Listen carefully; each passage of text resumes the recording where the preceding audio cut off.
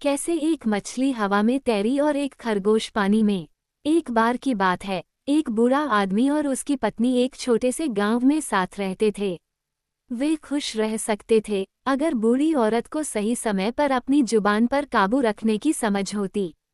लेकिन घर के अंदर जो कुछ भी होता या कोई भी खबर जो उसका पति कहीं बाहर जाता, उसे तुरंत पूरे गांव को बताना पड़ता।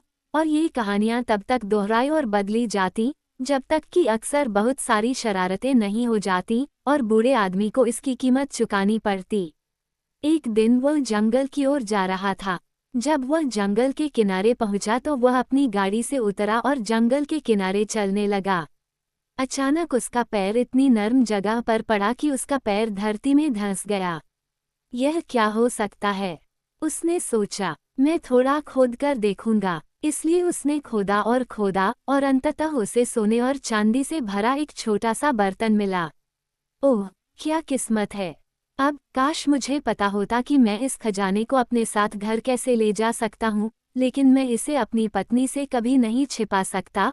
और एक बार जब उसे इसके बारे में पता चलेगा तो वह पूरी दुनिया को बता देगी और फिर मैं मुसीबत में पड़ जाऊंगा। वह बैठ गया और इस मामले पर बहुत देर तक सोचता रहा और आखिरकार उसने एक योजना बनाई। उसने फिर से मिट्टी और टहनियों से बर्तन को ढक दिया और शहर की ओर चल पड़ा, जहां उसने बाजार से एक जिंदा पाइक और एक जिंदा खरगोश खरीदा। फिर वह जंगल में वापस गया और पाइक को एक पेड़ की चोटी पर लटका दिया तथा खरगोश को एक मछली पकड़ने वाले जाल में बांधकर एक छोटी सी नदी के किनारे बांध दिया, इस बात की चिंता किए बिना कि ऐसा गीला स्थान खरगोश के लिए कितना अप्रिय होगा। फिर वह अपनी गाड़ी में बैठ गया और खुशी खुशी घर की ओर चल पड़ा। पत्नी, वह घर के अंदर घुसते ही चिल्लाया, तुम सोच भी नहीं सकती कि हमारे लिए कितनी अच्छी किस्मत आई है। क्या क्या प्यारे पतिदेव, मुझे एक बार में सब कुछ बताओ। नहीं नहीं, तुम बस जाओ और सबको बता दोगे। नहीं, बिल्कुल, तुम ऐसी बातें कैसे सोच सकते हो? शर्म की बात है। अगर तुम चाहो तो मैं कसम खा सकता हूँ कि मैं कभी नहीं। अच्छा, अगर तुम सचमुच गंभीर हो तो सुनो। और उसने उसके कान में फुसफुसाया, मुझे जंगल में सोने और चांदी से भरा एक बर्तन मिला है। चुप रहो। और तुम इसे वापस क्यों नहीं लाए? क्योंकि हम दोनों वहां तक गाड़ी चलाकर जाएंगे और फिर उसे सावधानीपूर्वक अपने पास वापस लाएंगे। इसलिए वह आदमी और उसकी पत्नी जंगल की ओर चल पड़े। जब वे गाड़ी चला रहे थे तो उस आदमी ने कहा, कितनी अजीब बातें सुनने को मिलती हैं, बीवी। मुझे कल ही बताया गया कि मछलियां अब पेड़ों की टहनियों पर रहेंगी और फले फूलेंगी तथा कुछ जंगली जानवर पानी में अपना समय बिताएंगे। अच्छा अच्छा, समय निश्चित रूप से बदल गया है। क्यों, तुम पागल हो गए, पति? अरे अरे, लोग कभी कभी कैसी बकवास करते हैं। बेवकूफ़ी है, वाकई। क्यों, जरा देखो। भगवान मेरी आत्मा को आशीर्वाद दे, अगर उस पेड़ पर कोई मछली नहीं है तो मुझे लगता है कि वह असली पाइक है। हे भगवान, उसकी पत्नी चिल्लाई, एक पाइक वहां कैसे पहुंच गया? ये पाइक ही है, तुम्हें ये कहने की जरूरत नहीं है कि यह नहीं है। क्या लोग सच कह सकते हैं? लेकिन उस आदमी ने केवल अपना सिर हिलाया, कंधे उचकाए, मुंह खोला और ऐसे देखा जैसे उसे अपनी आंखों पर विश्वास ही नहीं हो रहा हो। तुम वहां खड़े होकर क्या देख रहे हो, बेवकूफ? उसकी पत्नी बोली, जल्दी से पेड़ पर चढ़ो और पाइक को पकड़ो और हम उसे रात के खाने में पकाएंगे। वह आदमी पेड़ पर चढ़ गया और भाला नीचे ले आया और वे गाड़ी लेकर आगे बढ़ गए। जब वे नदी के पास पहुंचे तो वह रुक गया। तुम फिर से क्या देख रहे हो? उसकी पत्नी ने अधीरता से पूछा। गाड़ी चलाओ, है न?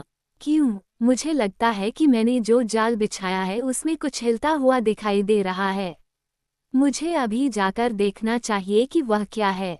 वह दौड़कर उसके पास गया और जब उसने उसमें देखा तो उसने अपनी पत्नी को पुकारा, जरा देखो, यहाँ जाल में एक 4 पैरों वाला जीव फंसा हुआ है। मुझे लगता है कि यह खरगोश ही है। हे भगवान, उसकी पत्नी चिल्लाई, खरगोश तुम्हारे जाल में कैसे आ गया? ये खरगोश ही है, इसलिए तुम्हें ये कहने की जरूरत नहीं कि यह नहीं है। आखिर लोगों ने सच ही कहा होगा। लेकिन उसके पति ने केवल अपना सिर हिलाया और कंधे उचकाए, जैसे उसे अपनी आंखों पर विश्वास ही न हो रहा हो। अब तुम वहां क्यों खड़े हो, बेवकूफ? उसकी पत्नी चिल्लाई। खरगोश को उठाओ। एक अच्छा मोटा खरगोश दावत के दिन खाने के लिए होता है। बूढ़े आदमी ने खरगोश को पकड़ लिया और वे उस जगह पर पहुंचे जहां खजाना गड़ा हुआ था। उन्होंने टहनियां हटा दी, मिट्टी खोदी, बर्तन निकाला और उसे लेकर घर वापस चले गए।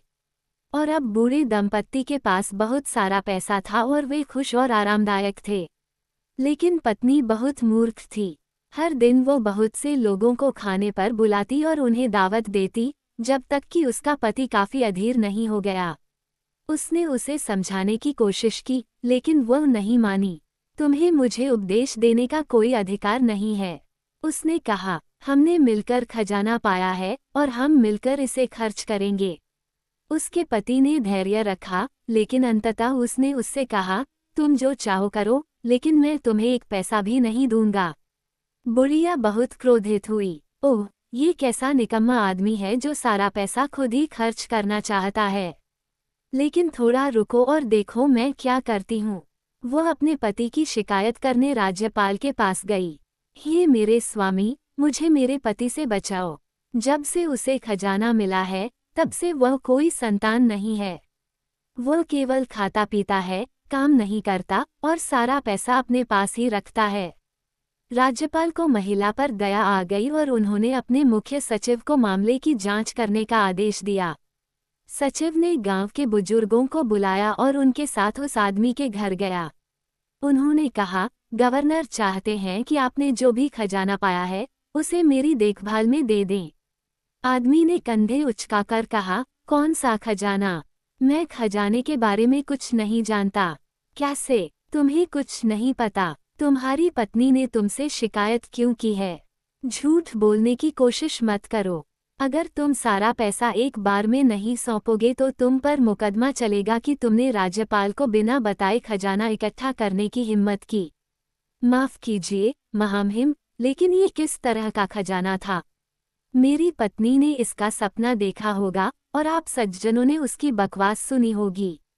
ये तो बकवास है, उसकी पत्नी ने बीच में कहा। सोने चांदी से भरी केतली, क्या इसे बकवास कहते हो? तुम्हारी मानसिक स्थिति ठीक नहीं है, प्रिय पत्नी। सर, मैं आपसे क्षमा चाहता हूँ। उससे पूछो कि यह सब कैसे हुआ, और अगर वह तुम्हें यकीन दिलाती है तो मैं अपनी जान देकर इसकी कीमत चुकाऊंगा। ये सब ऐसे ही हुआ, मिस्टर सेक्रेटरी, पत्नी चिल्लाई। हम जंगल से गुजर रहे थे और हमने एक पेड़ के ऊपर एक पाइक देखा। क्या एक पाइक? सचिव चिल्लाया। क्या आप मेरे साथ मजाक करना चाहते हैं? कृपया। वास्तव में, मैं मजाक नहीं कर रहा हूँ, श्रीमान सचिव। मैं बिल्कुल सच बोल रहा हूँ। अब आप देखिए, सज्जनों, उसके पति ने कहा, जब वह इस तरह की बातें करती है, तो आप उस पर कितना भरोसा कर सकते हैं? क्या बकवास है? शायद तुम भी भूल गए हो कि हमने नदी में एक जीवित खरगोश कैसे पाया था। सभी लोग जोर से हंसने लगे, यहाँ तक कि सचिव भी मुस्कुराया और अपनी दाढ़ी पर हाथ फेरने लगा, और उस आदमी ने कहा, आओ आओ बीवी, सब लोग तुम पर हंस रहे हैं। तुम खुद ही देख लो, सज्जनों, तुम उस पर कितना विश्वास कर सकते हो? हाँ, सचमुच, गांव के बुजुर्गों ने कहा, ये पहली बार है जब हमने सुना है कि खरगोश पानी में पनपते हैं या पेड़ों की चोटियों पर मछलियां पकड़ते हैं। सचिव को कुछ समझ नहीं आया और वो वापस शहर चला गया। बूढ़ी औरत का इतना मजाक उड़ाया गया कि उसे चुप रहना पड़ा और हमेशा अपने पति की बात माननी पड़ी, और उस आदमी ने खजाने के कुछ हिस्से से सामान खरीदा और शहर में रहने लगा, जहां उसने एक दुकान खोली और समृद्ध हुआ और अपने बाकी दिन शांति से बिताए।